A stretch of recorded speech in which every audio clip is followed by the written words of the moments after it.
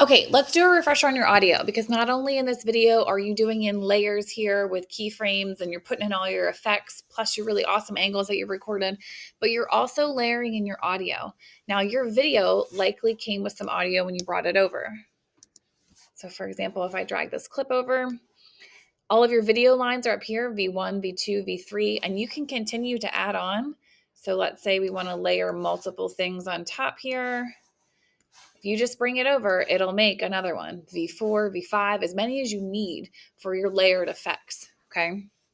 Now, let's talk audio. All your audio is on these lines down here. You have the same options, A1, 2, 3, 4, and so on, okay? Some quick and easy ways to manipulate your audio, okay? If you want the audio that came along with your video, fantastic.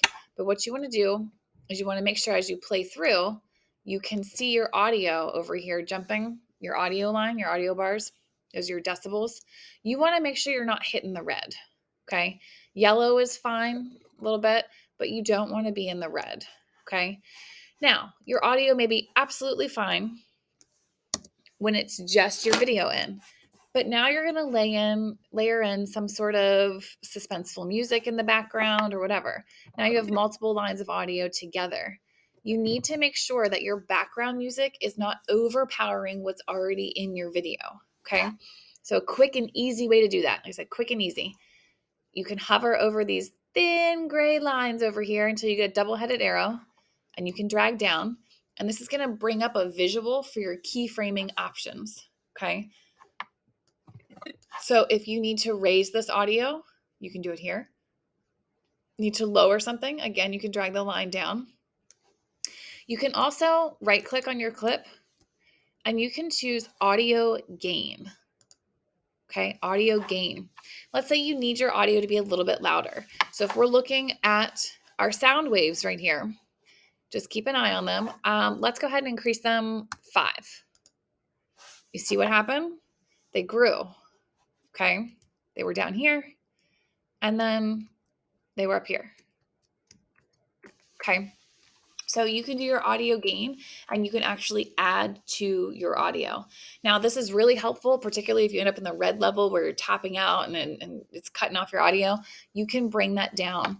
If you want to go into your audio gain and you want to lower something, you have to put in a negative and then whatever your number is.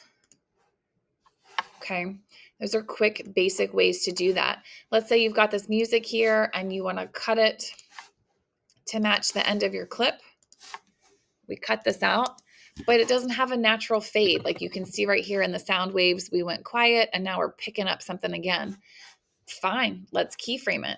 So again, you can click on your audio and you can drag this down to make it larger so that you can work with your keyframes right here. I'll say add keyframe. And then you can add one at the end of your fade out.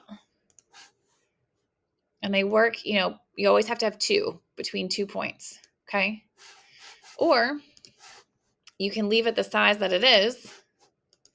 And as soon as you click on your audio clip up here in your effect controls panel, you're going to have an ability to keyframe right here. Okay, so it's going to say, hey, here's your volume. You can open up your volume level and you can add a keyframe. I'm going to keyframe here. I'm wanting it this volume here. And then I want to fade out by the time I get here. So you can continue to drop your audio. Okay, and it's going to create these lines for you, just like it does on your audio down here. So again, you can hover over this thin line and kind of get a visual for where you are, or you can simply click on it and your options for your audio will pop up here. You can add a keyframe in the watch the same way we do for our effects, and then you can continue to manipulate your decibels here by adding more keyframes. Okay.